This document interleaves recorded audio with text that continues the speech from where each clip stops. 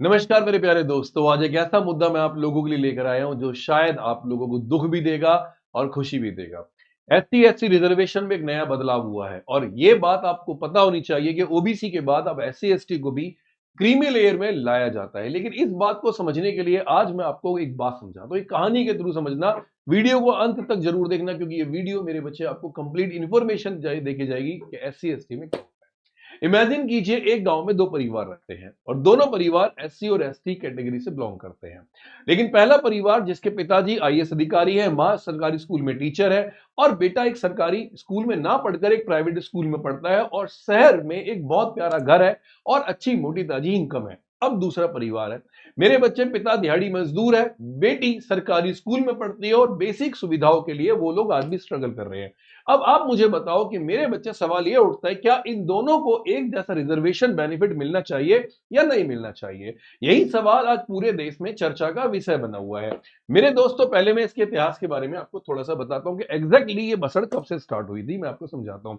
SC ST आरक्षण और creamy layer बहस 2024 में मेरे बच्चे शुरू हुई थी। 1 अगस्त 2024 को सुप्रीम कोर्ट की 7 जज की बेंचेस ने, यानी जो संवैधानिक बेंचेस थी, उन्होंने एक ऐतिहासिक फैसला सुना दिया।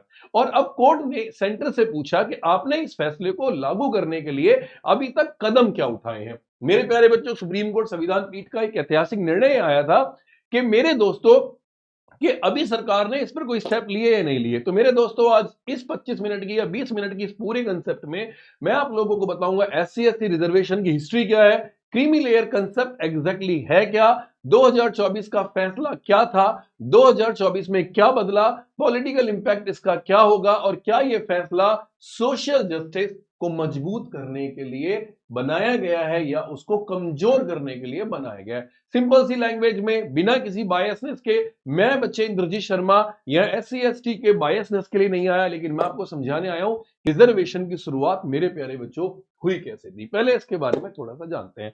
आरक्षण की व्यवस्था की नींव कहां से रखी गई थी। रिजर्वेशन मेरे बच्चे कोई पॉलिटिकल गिफ्ट तो था नहीं कि भैया आपको विरासत में मिल गया। कहानी क्या थी, रिजर्वेशन आया क्यों था, पहले मैं आपको समझा देता हूं और आप मुझे बताना कि क्या ये बात सही थी या गलत थी। कमेंट में रिप्लाई जरूर देना। मेरे दोस्तों, रिजर्वेशन आया था सोशल डिस्क्रिमिनेशन को खत्म करने के लिए, यानी मेरे बच्चे सामाजिक भेदभाव, जिससे कि आपने सुना होगा कि कहते हैं ना कि discrimination on the basis of caste, religion, colour and like this के बिहाफ पे, अनटचेबिलिटी, छुआछूत चलता था उस टाइम पे, हिस्टोरिकल इंजस्टिस थे, ऐतिहासिक रूप में देखा गया तो मेरे बच्चे शूद्रों के नाम पे उनका शोषण किया गया और एजुकेशनल बैकवर्डनेस को हटाने के लिए मेरे बच्चे, ये इसीलिए बी आर अंबेडकर साहब ने संविधान बनाते समय ये बोला था कि इक्वालिटी ऑफ अपॉर्चुनिटी तभी मान्य है जब हिस्टोरिकल इनइक्वालिटी को खत्म किया जाए। अब संविधान में मेरे बच्चे आर्टिकल 15(4)A, इसके बारे में आपको जरूर पढ़ना चाहिए। संविधान में आर्टिकल 15(4)A कहता है कि शैक्षणिक संस्थानों में विशेष प्रावधान हुआ। कहना क्या चाहता है, यानी socially and educationally backward classes के लिए स्पेशल प्रोविजन बनाए गए। इसके बाद आर्टिकल 16(4) में बोला गया कि जो बैकवर्ड क्लासेस हैं उनको सरकारी नौकरी में क्या दिया जाए, आरक्षण दिया जाए, जैसे कि अभी कई बच्चों को मिलता भी है।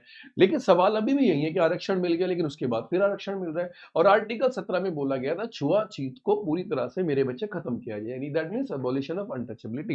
अब शेड्यूल कास्ट और मेरे बच्चे शेड्यूल ट्राइब्स यानी एससी और एसटी की लिस्ट आर्टिकल 341 और 342, यानी संविधान के मेरे बच्चे अनुच्छेद में अगर मैं बात करता हूं, अनुच्छेद 341 और अनुच्छेद 342 में राष्ट्रपति द्वारा इसको नोटिफाई किया गया है। लेकिन प्रॉब्लम मेरे बच्चे अभी यही खत्म नहीं हुई। भारत में आरक्षण की व्यवस्था मेरे बच्चे ऐतिहासिक भेदभाव को खत्म करने के लिए बनाई गई थी, ना कि उसको एक हिरार्की बना दिया। बाप को मिला तो बेटे ने भी इस्तेमाल कर लिया, बेटे को मिला तो उसका बेटे भी इस्तेमाल करेगा। अरे मेरे भाई, ग्राउंड रियलिटी क्यों नहीं समझते अभी तक आप। ग्राउंड रियलिटी समझो, मैं समझाता हूं मेरे बच्चे। भारत में एसटी की टोटल पॉपुलेशन कितनी है, 16.6%। ध्यान से मेरी बात समझना। अगर मैं बहुत फैक्ट्स के आधार पे मेरे बच्चे आपको बताऊं तो भारत में 16.6% मेरे बच्चे कौन है, एससी हैं।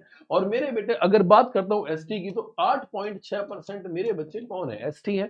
अब सवाल ये उठता है, लेकिन रिपोर्ट क्या दिखाती है, एससी कैटेगरी के अंदर भी कुछ लोग ऐसे हैं जो सब कास्ट कंपैरेटिवली ज्यादा आगे बढ़ चुके हैं। यानी अगर मैं बोलूं मेरे बच्चे कि अगर इस एससी कैटेगरी की बात करता हूं तो इसमें भी मेरे बेटे क्या है, सब क्लास बना दी गई है। यानी एससी श्रेणी में भी कहीं ना कहीं बहुत सारे लोग ऐसे हैं जिनका उत्थान ऑलरेडी हो चुका है बच्चे, और कुछ सब क्लासेस ऐसे भी है, सब कास्ट ऐसे भी हैं जो एक्सट्रीमली मार्जिनलाइज्ड है, मतलब उनको अभी तक कुछ मतलब स्ट्रगल ही कर रहे हैं। मेरे बच्चे में एक एग्जांपल समझाता हूँ। पंजाब, तमिलनाडु, मध्य प्रदेश, आंध्र प्रदेश जैसे में डाटा पता क्या दिखाता है कि कुछ स्पेसिफिक जो एसटी कैटेगरीज है वो मेजॉरिटी बेनिफिट मिले हैं। यहीं से सब क्लासिफिकेशन की डिबेट होती है। सब क्लासिफिकेशन का मतलब क्रीमी लेयर की मेरे बच्चे डिबेट होती है। अब मैं आपको समझाता हूं मेरे बच्चे, ईवी चिन्नैया मामला, इसका रुख क्या था। 2004 में एक निर्णय आया, मेरी बात ध्यान से समझना। 2004 में सुप्रीम कोर्ट ने एक बात बोली कि भाई जो एससी है वो एक होमोजेनियस क्लास है, मतलब एकल क्लास है, यानी इसको गरीब दर्जे में रखा जाएगा। राज्यों में इन्हें सब कैटेगराइज अलग करने का अधिकार नहीं, कि एससी में भी अलग अलग जो कास्ट है उनको अलग नहीं करना, यानी सभी कुछ कास्ट है उनको क्या बना दिया गया, एससी कैटेगरी में डाल दिया। अब एससी की जो लिस्ट है वो प्रेसिडेंट तय करते हैं, यानी भारत के राष्ट्रपति। कोर्ट ने सीधा सीधा बोला कि भाई भारत के राष्ट्रपति तय करेंगे कि किस कास्ट को एससी में रखा जाएगा, किस कास्ट को नहीं रखा जाएगा। अब आर्टिकल 341/2, मेरी बात ध्यान से समझना मेरे बच्चे, आर्टिकल 341/2 अगर मैं इसकी बात करता हूं तो ये कहता है कि पार्लियामेंट ही एससी एसटी कैटेगरी में बदलाव कर सकती है। यानी मेरे बच्चे सिंपल है, सुप्रीम कोर्ट के पास अधिकार तो नहीं है। तो आर्टिकल 341/2 कहता है कि सिर्फ संसद ही बदलाव कर सकती है, लेकिन स्टेट क्लासिफिकेशन नहीं कर सकते। ये राज्यों में नहीं बांट सकते कि भाई ये वाली कास्ट एससी से हटा दो, ये वाली कास्ट एससी में जोड़ दो, ये नहीं कर सकते। तो 20 साल तक तो मेरे बच्चे यही कानून रहा था। अब कहानी क्या हुई कि 2004 में निर्णय जब आया तो उसके बाद 2024 में एक नया रूल आया, और वो था देविंदर सिंह केस। देविंदर सिंह केस मेरे बच्चे क्या था मैं बता दूं। 1 अगस्त 2024 को 7 न्यायाधीशों की पीठ बैठी। मेरी बात ध्यान से समझना, निर्णय लिया गया मेरे बच्चे 1 अगस्त 2024 को। मेरे बच्चे सीजीआई डी वाई चंद्रचूड़ की बेंच थी, वो हेड थे 6/1, जिसमें एक थे डी वाई चंद्रचूड़, ध्यान से मेरी बात समझना बच्चे, और 6 बेंचेस अलग थी। अब उसमें कोर्ट ने बोला कि मेरे भाई सुप्रीम कोर्ट जो होमोजेनियस क्लास नहीं है, ये एक एविडेंस दिखाता है कि इनइक्वालिटी एग्जिस्ट करती है आज भी ऐसे लोगों में भी। जनरल कैटेगरी का हटा दो, एससी एसटी के शायद भी भेदभाव करता है। अब यहां पे सुप्रीम कोर्ट रुक हुआ। सुप्रीम कोर्ट ने बोला कि भाई एससी एसटी के साथ भेदभाव कैसे करेगा। तो सीजेआई डी वाई चंद्रचूड़ ने बोला कि ये तो बड़ा गलत है। यहां पे तो गलत है कि आप 2004 में जो रूल लेकर आए थे कि सभी को एससी मान लिया। अरे आप एससी एसटी कैटेगरी दे किसके ब्याह पे रहे हो। आपको एससी एसटी कैटेगरी देनी चाहिए इकोनॉमिकल के ब्याह पे। जैसे आपने ओबीसी को क्रीमी लेयर बना दिया कि 8 लाख रुपए से ऊपर अगर किसी परिवार की इनकम होगी तो वो क्रीमी लेयर, यानी उसको आरक्षण नहीं मिलेगा, और जो 8 लाख से कम की इनकम के लोग होंगे उन्हें आरक्षण मिलेगा, यानी आर्थिक आधार पर उन्हें आरक्षण दिया जाएगा। अब बताओ मेरी बात सही है गलत है। अब मेरी बात बताओ सही है गलत है। बिल्कुल सही है मेरे भाई। सीधा सुप्रीम कोर्ट ने बोला कि सब क्लासिफिकेशन संवैधानिक है, यानी आपने जो सब क्लासिफिकेशन मान दिया कि भाई आप ये गरीब है, आर्थिक आधार पर आप उसको संविधान में मान सकते हो। स्टेटस तय कर सकता है कि वो बच्चा उसे आरक्षण मिलना नहीं चाहिए, नहीं मिलना चाहिए। प्रेसिडेंशियल लिस्ट में छेड़छाड़ नहीं कर सकते, ये तो फैक्ट है। अब रिजर्वेशन का इक्विटेबल डिस्ट्रीब्यूशन अलाउड है, यानी अब रिजर्वेशन को आप आर्थिक आधार पर रिजर्वेशन दे सकते हैं।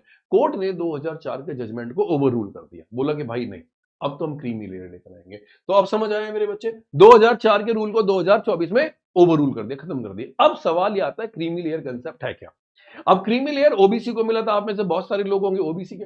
अब मेरे बच्चे क्रीमी लेयर क्या होता है। सुप्रीम कोर्ट के महत्वपूर्ण निष्कर्ष 2024 में आया और उसने बोला कि मेरे बच्चे सिंपल सा रूल है। कोर्ट ने कहा कि क्रीमी लेयर प्रिंसिपल कंसेप्ट जो है एससी एसटी पर भी लागू होना चाहिए। अब ये प्रिंसिपल कंसेप्ट क्या है मेरे बच्चे, मैं बताता हूं। क्रीमी लेयर एग्जैक्टली होता क्या है पहले समझिए। ओरिजिनली ओबीसी के लिए 1992 में इंदिरा साहनी केस में कंसेप्ट आया था। यानी ओबीसी को मेरे बच्चे ध्यान से समझना, 1992 में क्रीमी लेयर के लिए डालने के लिए बोला गया था। लॉजिक क्या था, रिजर्वेशन ट्रूली बैकवर्ड लोगों को मिले, ना कि उन लोगों को मिले जो इकोनॉमिकली और सोशली एडवांस लोग हैं। तो यानी सीधा सीधा बोला गया कि अगर आपके परिवार में आपके पापा की मम्मी की किसी की इनकम 8 लाख रुपए से ज्यादा है तो मेरे बच्चे फिर आप लोगों को रिजर्वेशन नहीं मिलेगा। आप मेरी बात समझ रहे हो। आप लोगों को मेरे बेटे रिजर्वेशन नहीं मिलेगा। यानी ये सीधा सीधा उन्होंने कह दिया कि सारे जाट जो है मुआवजा का पैसा लेके बैठे हुए हैं और जाहिर सी बात है इनको तो भैया रिजर्वेशन किस बात का देना। अब current OBC creamy layer income limit कर दी है मेरे बच्चे 8 लाख रुपए एक साल, यानी एक साल में अगर परिवार का कोई भी सदस्य या सारे सदस्य मिलके 8 लाख रुपए कमाते हैं तो आपको रिजर्वेशन नहीं मिलेगा। लेकिन एससी एसटी के लिए कभी ये लागू हुआ ही नहीं। सिर्फ बात किस पे हुई मेरे बच्चे? ओबीसी पे। अब जस्टिस बी आर गवई ने एक बात कह दी यहाँ पे। अब देखो यहाँ पे मेरे बच्चे फिर वही केस फंस गया कि बी आर गवई ने यहाँ पर एक बात कह दी और बोला कि state must evolve a policy to identify creamy layer even among SC ST. तो भाई जस्टिस बी आर गवई ने एक बात बोली कि भैया देखो एससी एसटी में भी अब क्या होना चाहिए? क्रीमी लेयर होना चाहिए कि अगर इनके पापा की सरकारी नौकरी लग गई और साल के 8 लाख रुपए कमाते हैं तो इनके बच्चों को रिजर्वेशन नहीं मिलना चाहिए। अब आप मुझे बताओ ये बात सही है गलत है? आप ईमानदारी से कमेंट में बताना बात सही है गलत है। तो सिंपल शब्दों में कहें कि अगर कोई एससी एसटी फैमिली इकोनॉमिकली और सोशली स्ट्रांग हो चुकी है तो उन्हें रिजर्वेशन बेनिफिट मिल किसके आधार पर रहा है? नहीं मिलना चाहिए। भाई मेरे पास बेनिफिट्स किसको मिलना चाहिए? जो पुअरेस्ट सेक्शन तक पहुंचे। अब मेरी बात, जब आपका ऑलरेडी उत्थान हो चुका है तो फिर आपको क्यों मिल रहा है? तो मेरे दोस्त एग्जांपल के थ्रू में इस चीज को समझाता हूं। पहली बात तो मेरे बच्चे ये ध्यान रखना, अभी भी एससी एसटी में असमानता है, उपवर्गीकरण यहां पर भी है कहीं ना कहीं, और सुप्रीम कोर्ट ने इस बात को बिल्कुल सटीक तरीके से बोल दिया मेरे बच्चे। अब सवाल यह आया कि इंदिरा साहनी ने ओबीसी के लिए क्रीमी लेयर बनाया था क्योंकि वास्तविक समानता बनी रहे। अब बात यहां पे है कि 2024 में एससी एसटी पर भी मेरे बच्चे ये क्रीमी लेयर बनाने की बात कर रहे हैं। अब सवाल यहां पे आके फंसता है, अगर एक एससी फैमिली 3 जनरेशन से गवर्नमेंट जॉब में है तो हाई इनकम ब्रैकेट में तो वो अपने आप आ गए, तो क्या उनके बच्चों को सेम बेनिफिट मिलना चाहिए? जबकि उसी कैटेगरी का कोई परिवार जो भी प्राइमरी एजुकेशन तक स्ट्रगल कर रहा है उसको नहीं मिल रहा। तो कोर्ट ये कहता है कि रियल इक्वालिटी का मतलब ये होता है कि आर्थिक आधार पर आरक्षण मिलना चाहिए, इक्वल ट्रीटमेंट नहीं। इक्वल अपॉर्चुनिटी क्रिएट करना जरूरी होता है मेरे दोस्तों, वो यहां पर बोल रहा है। अब सवाल ये होता है कि भाई ये इंदिरा साहनी का जो केस था अब बी आर गवई ने भी लाके खड़ा कर दिया। अब निर्णय का संवैधानिक तर्क एग्जैक्टली मैं आपको समझाता हूं मेरे दोस्तों। यहां पर क्या आता है, सुप्रीम कोर्ट मेरे बच्चे एक एससी जो एक होमोजेनियस क्लास है, ये जस्टिस बेला एम त्रिवेदी ने भी बोला है, और स्टेट को सब क्लासिफिकेशन का आधार नहीं, यानी स्टेट कभी भी एससी को बांट नहीं सकती। और प्रेसिडेंशियल लिस्ट में इनडायरेक्ट चेंज मेरे बच्चे अनकॉन्स्टिट्यूशनल है, यानी आप संविधान में बदलाव नहीं कर सकते। लेकिन मेजॉरिटी व्यू भी तो कुछ होता है। अब मेजॉरिटी भी क्यों आता है मैं आपको समझा देता हूं मेरे बच्चे, ध्यान से मेरी बात समझना। अनुच्छेद 14 ये कहता है कि कानून के समक्ष समानता का मौलिक अधिकार सबको दिया गया है। भाई अब सबको मिला, अमीर हो गरीब हो कोई भी हो उसको मिला हुआ है। यानी आर्टिकल 14 कॉन्स्टिट्यूशन में क्या कहता है? इक्वालिटी बिफोर लॉ, यानी कानून के समक्ष सबको समानता मिले, तो वहां पे सब क्लासिफिकेशन नहीं कर सकते। मेरे बच्चे राष्ट्रपति की सूची में बदलाव नहीं कर सकते लेकिन सुधार तो कर सकते हो। श्रेणी के भीतर निष्पक्ष वितरण होना चाहिए, आरक्षण का लाभ सभी वंचित समूह तक पहुंचे। अब सवाल यहां पर आ गया, तो न्यायमूर्ति बेला एम ने त्रिवेदी की असहमति जताई कि भाई ये तो गलत हो गया। अब गलत हो गया तो कैसे करें? अनुच्छेद 341 के साथ छेड़छाड़ की आशंका की गई, तो फिर सरकार को हस्तक्षेप करना पड़ेगा। यानी यह है कि अब संविधान को अगर बदलना है तो फिर संसद में बदलेगा, जिसमें लोकसभा राज्यसभा दोनों की वो होगी। अब यहां पे क्या हुआ, एक रिव्यू पिटीशन डाली गई 24 सितंबर 2024 को। सुप्रीम कोर्ट ने रिव्यू पिटीशन डिसमिस कर दी, मतलब फैसला फाइनल आ गया कि अब इंप्लीमेंटेशन सरकार के हाथ में, यानी अब जो भी होगा सरकार मेरे बच्चे यहां पर फैसला लेगी। अब सरकार जब फैसला लेगी तो मेरे बच्चे क्या हुआ अब मैं बताता हूं दोस्त। अब सुप्रीम कोर्ट ने सेंटर से कहा कि भाई एक्शन टेकन रिपोर्ट फाइल करो कि तुमने क्या एक्शन लिया वो बताओ, पास करना है नहीं करना, अभी तक पास हुआ नहीं है लेकिन करना है नहीं करना, पॉलिसी बनी या नहीं बनी, क्राइटेरिया क्या होगा, इनकम लिमिट क्या होगी, इंप्लीमेंटेशन टाइम क्या होगा। यानी सीधा सीधा ये बताओ कि ओबीसी के लिए आपने 8 लाख रुपए कर दिए तो एससी एसटी के लिए कितने लाख करें कि इनको आरक्षण नहीं मिलना चाहिए। अब ये बताओ कितने दिन में कितने साल में लागू कर सकते हो, क्राइटेरिया क्या होगा, यानी एससी एसटी वाले अब यहाँ पे टेंशन में आ जाएंगे। लेकिन फायदा है उन लोगों के लिए मेरे प्यारे बच्चों जो गरीब है। अब पिटिशनरी का आर्ग्यूमेंट करता है जजमेंट तो हो चुका है, अब एग्जीक्यूशन होना चाहिए नहीं, सीधा सीधा बिल्कुल लागू कर देना चाहिए। तो ये क्या कहना चाहता है बच्चे, क्रीमी लेयर के मापदंड क्या होने चाहिए कि भाई लिमिट क्या होनी चाहिए आपके अमाउंट की, कितने लाख तक ये हो जाएगा, स्पष्ट दिशा निर्देश होने चाहिए इसके। अब यहाँ पे सवाल फंस गया, अब इसका सवाल यहाँ पे खड़ा होगा। आर्टिकल 14 इक्वालिटी बिफोर लॉ को शो कर रहा है, आर्टिकल 15-16 मेरे बच्चे स्पेशल प्रोविजन बना रखे हैं एससी एसटी के लिए, article 341 ST list SC list president तय करके करेगा कि कौन सी कास्ट किसमें आनी चाहिए। कोर्ट ने क्लैरिफाई किया कि सब क्लासिफिकेशन और प्रेसिडेंशियल लिस्ट दोनों एक साथ नहीं चल सकती, ये सिर्फ रिजर्वेशन डिस्ट्रीब्यूशन मैकेनिज्म है। अब यहां फैसला क्या आता है, स्टेट गवर्नमेंट को पावर देता है, मेरी बात समझना, पॉलिटिकल एंड सोशल जो होता है मेरे बच्चे स्टेट गवर्नमेंट को पावर देता है। सवाल अभी भी है मेरे बच्चे वहीं खड़ा हुआ है, ठीक है, पॉलिटिकल डिबेट बढ़ाएगा, SC ST vote bank political को इंपैक्ट करेगा। अब भाई जाहिर सी बात है, अगर ये लॉ आ गया कि एससी एसटी का आरक्षण खत्म कर दिया, तो जाहिर सी बात है सरकार तो वैसे भी भाई सब गड्ढे में जा रही है, और ज्यादा गिर जाएगी, और 2026 के आगे के इलेक्शन पे कहीं ना कहीं मुद्दा बनेगा। तो पॉसिबल चेंजेस क्या है मैं बताता हूँ। प्रोटेस्ट होगा, अब लोग रोड पे उतरेंगे, पॉलिसी कंफ्यूजन होगी, इनकम वेरिफिकेशन कॉम्प्लेक्सिटी होगी, लोग नकली सर्टिफिकेट बनवाएंगे इनकम का, और लीगल चैलेंजेस होंगे। तो यहाँ पे आगे ये अटक जाएगा। अब मेरे भाई सपोर्टर्स क्या कहते हैं मैं बताता हूँ। अब सपोज करो जो लोग जनरल कैटेगरी वाले हैं वो क्या बोल रहे हैं, सर सोशल जस्टिस स्ट्रॉन्गर होगा, इससे तो बढ़िया है, पुअरेस्ट को बेनिफिट्स मिलेगा, एलिट कल्चर खत्म हो जाएगा और रियल इक्वालिटी सामने आ जाएगी। लेकिन जो एससी एसटी वाले लोग क्या बोल रहे हैं कि sir SC ST historical discrimination based है, इकोनॉमिकल नहीं है, यानी मेरे बच्चे ऐतिहासिक रूप से आज भी भेदभाव हो रहा है, क्रीमी लेयर लॉजिक अप्लाई नहीं देता, लेकिन ओबीसी पे लागू हो चुका है, लेकिन तुम पे लागू हो तो दिक्कत है।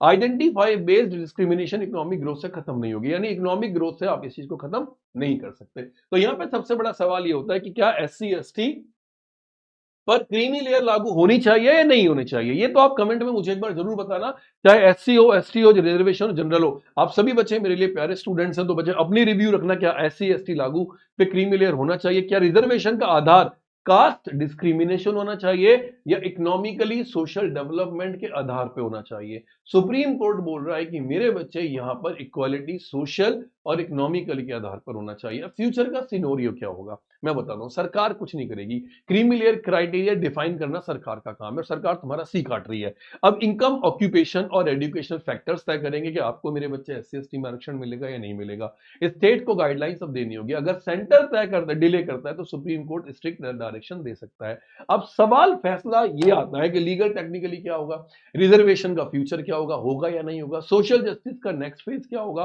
किसी को नहीं पता। इक्वालिटी का मतलब क्या रह गया, अब तो पहले कास्ट के बेस पे करोगे या इकोनॉमिकल बेस पे करोगे। अब असली परीक्षा पता है किसकी, सरकार की है। आप क्या सोचते हो, क्या एससी एसटी में क्रीमी लेयर लागू होनी चाहिए, हाँ या ना, या इससे रिजर्वेशन कमजोर होगा। कमेंट में लॉजिकल आंसर देना, बहस मत करना, गंदी बातें मत लिखना, जो पढ़े लिखे बच्चे करते हैं वो करते हैं। वीडियो इंफॉर्मेशन लगी हो तो शेयर जरूर कर देना। नेक्स्ट वीडियो मेरे बच्चे एक बार फिर मिलेंगे और एक कॉन्स्टिट्यूशनल डीप डाइव के साथ मिलेंगे। तो उम्मीद है वीडियो अच्छी लगी होगी, चैनल को सब्सक्राइब एंड लाइक जरूर कर देना। थैंक यू सो मच, क्योंकि ये सवाल आप सभी के मन में आएगा, इसलिए कमेंट में जवाब जरूर देके जाना। जय हिंद।